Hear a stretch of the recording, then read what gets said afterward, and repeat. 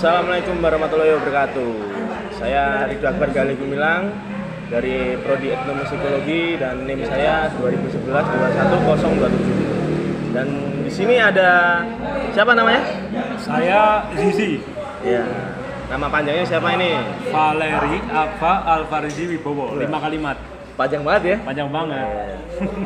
Ini masnya ini dari apa ini? Dari prodi mana ini? Saya kuliah di ISI. Prodinya juga etnomusikologi. Oh, kita temenan berarti ya? Yoi. Oke. Nah, ini akhir-akhir ini kesibukannya apa sih, Mas? Mau diceritain panjang apa pendek nih? Terserah, panjang juga Bapak, AdSense. Jangan dong. Saya nggak mau Anda kaya. Canda. Tapi serius, ini kesibukannya apa nih? Oke, saya kesibukannya sekarang cover di Instagram, nyanyi kayak gitulah. Tapi genre saya ke arah metal, deathcore gitu. Waduh. Sambil itu ngisi-ngisi kafe. Berarti bisa scream ya Mas ya? Ya dikit-dikit lah. Waduh, dikit-dikit pasti dia itu lebih ke merendah Dikit-dikit untuk meroket. menjadi buku. Waduh, parah. Oke. Saya lihat tempatnya.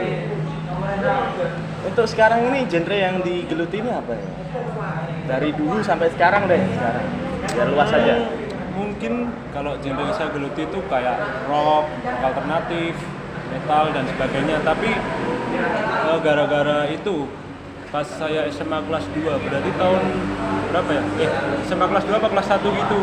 Kan itu dangdut baru marak-maraknya kan. Kayak apa namanya? Nela Karisma, Via Valen. Ya. Terus sekarang ada Denny Caknan dan sebagainya. Nah, dari situ saya mulai dengerin musik-musik dangdut. Dengerin doang atau main? Kebetulan saya hanya pendengar di dangdut. Pendengar, penikmat berarti ya? Penikmat musik dangdut. Kalau main sih sebenarnya mau, tapi gimana ya? Kayak belum ini namanya, nemu feel-nya gitu. Belum dapat feel-nya. Yoi. Untuk lagu dangdut yang biasa didengerin itu apa tuh? Lagu-lagunya siapa namanya? Itu musisi dari Solo siapa? Siapa? Didi Kempot. Didi Kempot. Oke. Terus Denny Caknan, Caknan. Via Valen, Nela Karisma. Oke. Banyak sih. Nah, kenapa kok Mas Zizi itu suka mendengarkan dangdut? Apa sih yang bikin Mas Zizi itu suka sama dangdut itu? Gimana ya? Mungkin kalau dari saya tuh iramanya. Kayak irama ketipungnya yang bikin audiens tuh mau joget gitu loh. Di samping liriknya yang galau. Padahal galau ya. Padahal bisa, galau, tapi bisa joget. kayak ceria gitu ya mana ya? Jangan galau-galau terusan. Nanti Ya, nggak bisa move on dari apa tuh? siapa yo? Mantan pasti. Yo. Ya aduh. Berat nih. Ya begitulah. Ngomong-ngomong Mas Zizi udah punya mantan belum? Udah 50. Waduh, Ya, 50 guys. Wah. Yoi, kayak cicilan kan. Pantes dengerin dangdut ya. Aduh. Ya mungkin begitu. Oke. Nah, asal mulanya banget. Asal mula banget pas Mas Zizi tuh mendengar dangdut itu apa yang dirasakan? Waktu itu. Saya rasakan kalau dangdut kayak Denny Caknan tuh kan ada pop-popnya. Jadi tuh di awal bisa ngerasain kayak galaunya. Terus iya. di tengah-tengah tuh dimasukin kayak kendang, gitar. Terus sekarang ada sakso yang masuk di situ. Jadi lebih suka ke yang pop berarti ya, dangdut pop berarti. Ya, dangdut pop. Kalau koplo tuh keseruannya.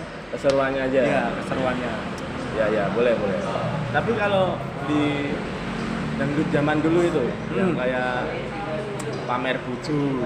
Pamer buju, waduh. Nah, pamer buju. Mungkin kalau itu apa namanya? Iramanya sih. Iramanya. Iya.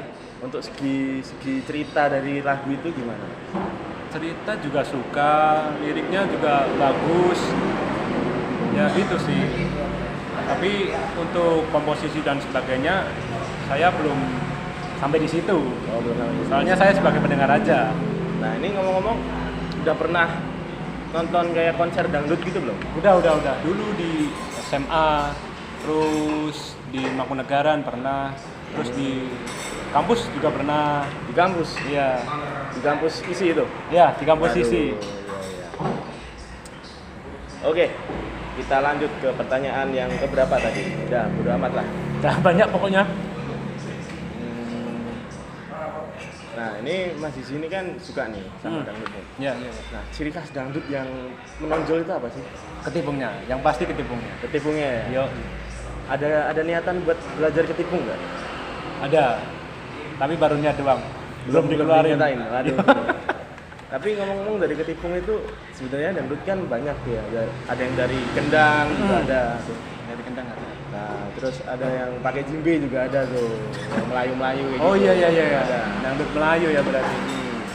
Terus Mas di situ sukanya itu yang mana sih? Yang pakai ketipung, kendang jaipong apa yang jimbe? Kalau saya lebih ke ketipung. Soalnya ya itu tadi kayak seru, bisa joget Seru, ya. dan lain sebagainya gitu. Apalagi nontonnya live. Kan banyak tuh orang-orang pada joget. Iya, betul-betul. Untuk komposisi dari dangdut itu yang Mas Sisi pahamin itu apanya tuh? Yang komposisinya dari segi gitar atau Mungkin kalau saya itu dari ketipungnya. Yang tetap ketipung ya? Tungdak. Iya. Sebenarnya Kayak- di sini fans berat sama ketipung ini. Waduh. Yoi, cinta setengah mati. Ditanyain yang lain tetap aja ketipung ini.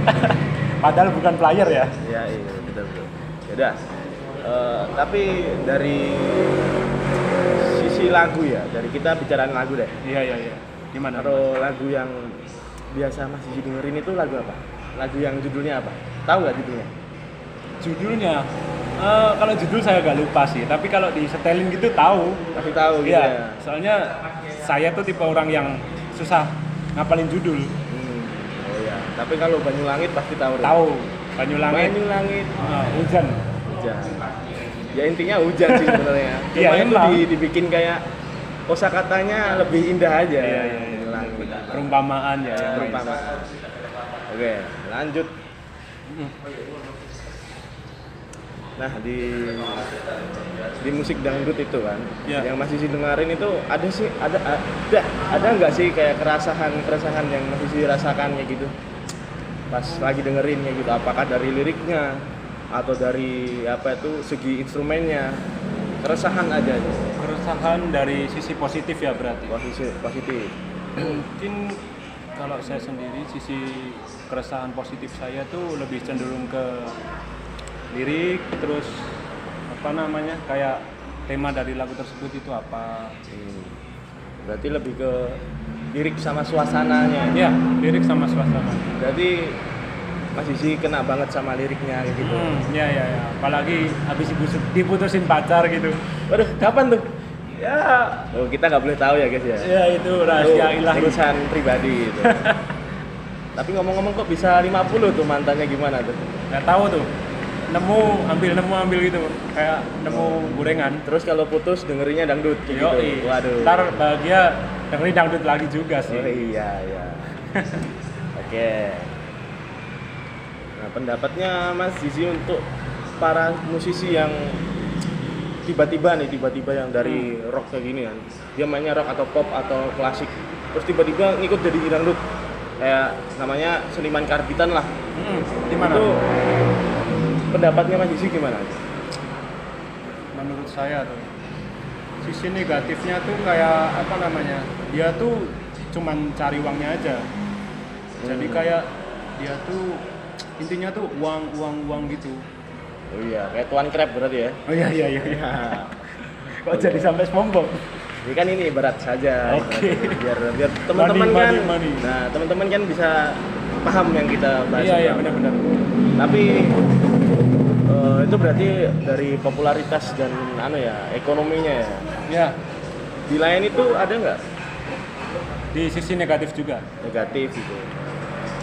Mungkin apa namanya, dia tuh kayak gimana ya, kurang mengeksplor sama genre yang dia gelutin sebelumnya. Jadi kayak dia tuh cuma di situ-situ aja, terus ikutin pasar doang nih.